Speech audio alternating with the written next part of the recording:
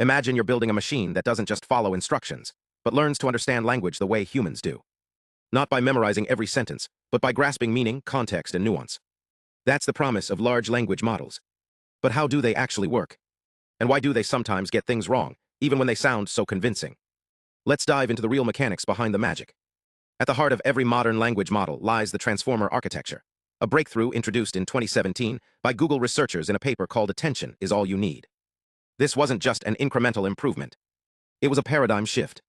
Before transformers, models like RNNs and LSTMs processed text sequentially, word by word, one after another.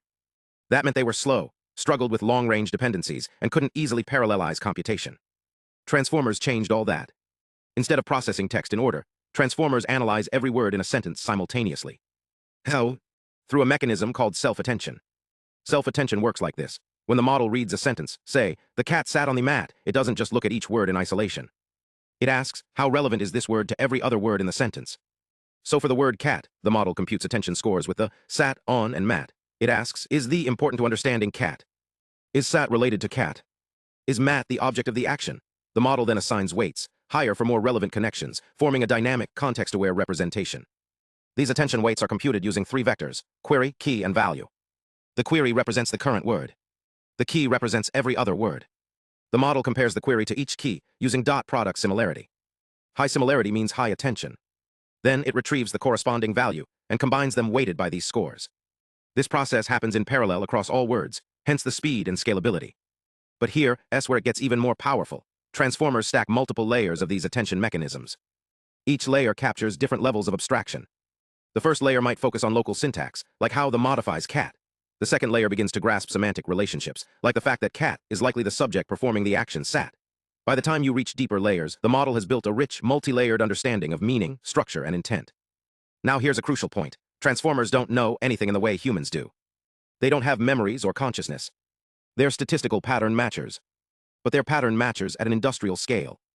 Training happens on massive datasets, often hundreds of billions of words scraped from the internet, books, Wikipedia, code repositories, you name it. The model is trained using a technique called masked language modeling.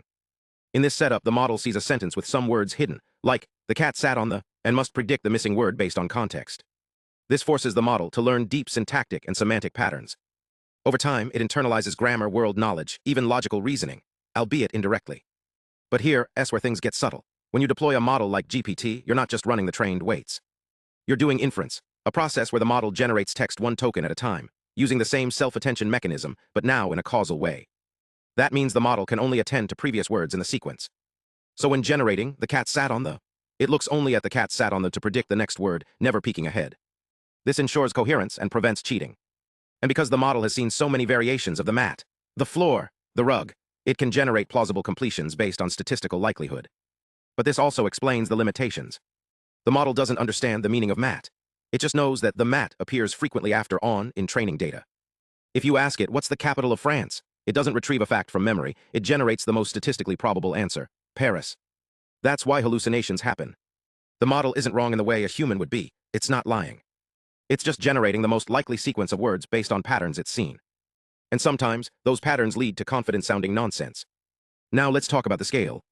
A model like GPT-3 has 175 billion parameters, each a tiny adjustable number that shapes how the model interprets input. These parameters are learned during training, fine-tuned to minimize prediction error.